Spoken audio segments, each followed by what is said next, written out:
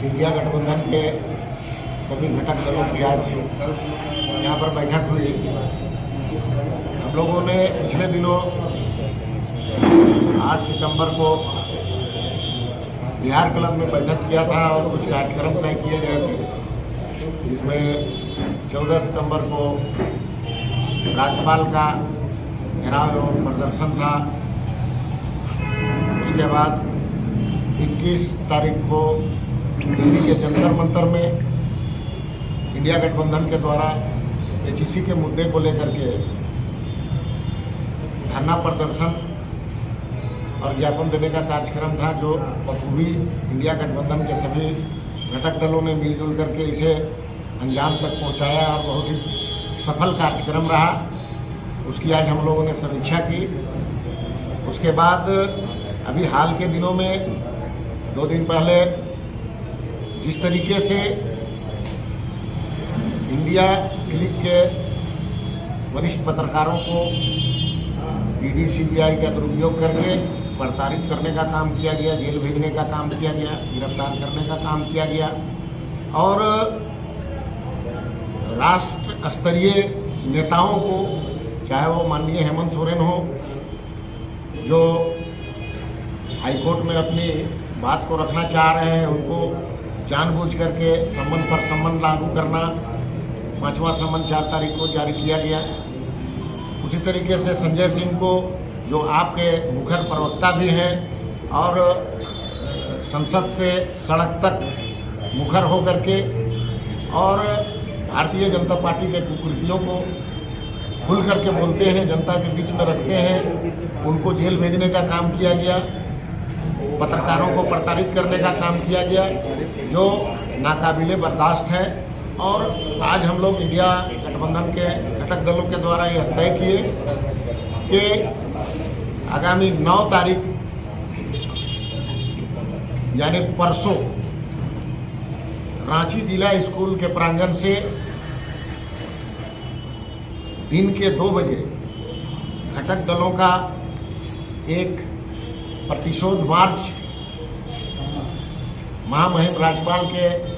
कार्यालय तक जाएगी और उसको ज्ञापन देने का काम करेगी। और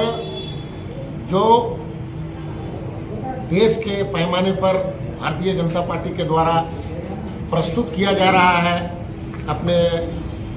ईडी सीबीआई और सरकारी तंत्रों का दुरुपयोग को, उसको भी जनता के सामने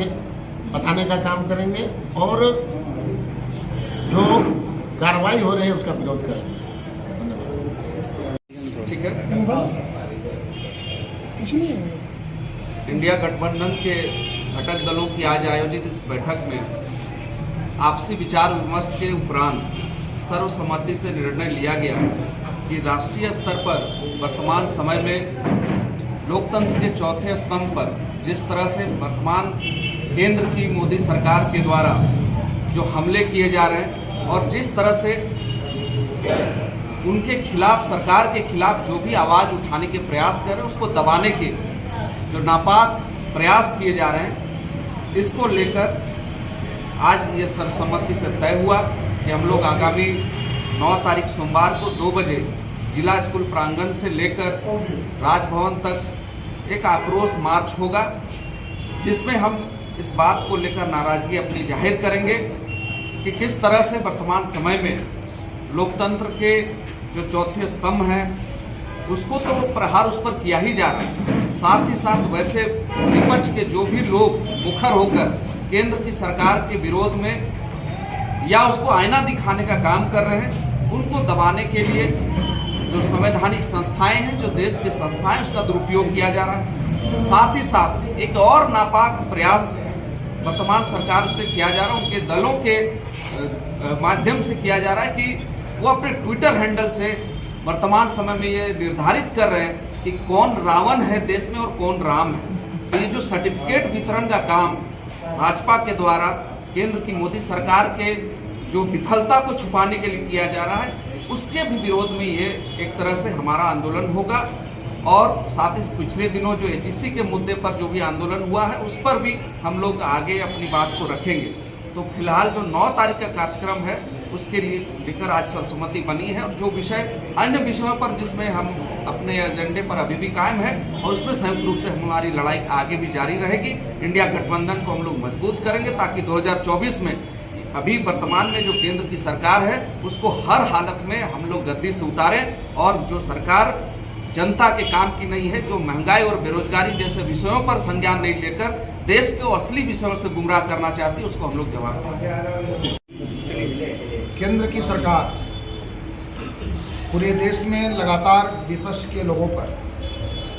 हमला शुरू कर दिया और जब से इंडिया गठबंधन बना तब से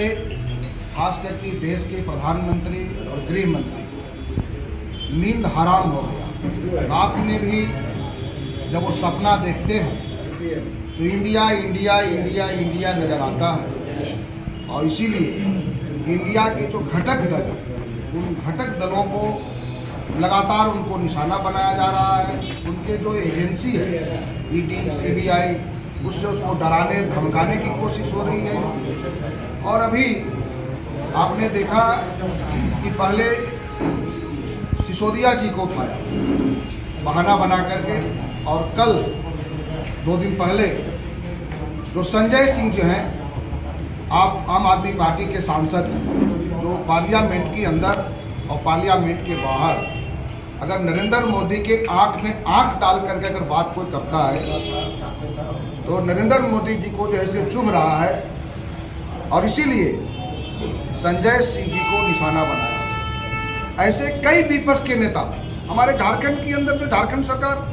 हेमंत सोरेन जी है उनको लगातार ईडी के द्वारा जैसे परेशान किया जा रहा है। कई लोग और निशाने पर हैं। इससे स्पष्ट होता है बिहार हो, बंगाल हो, दिल्ली हो, झारखंड है, इन सभी जगहों पर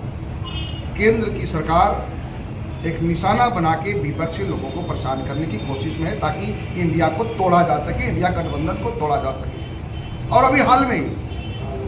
जो लोकतंत्र की चौथे स्तंभ है न्यूज क्लिक से जुड़े हुए जितने भी लोग थे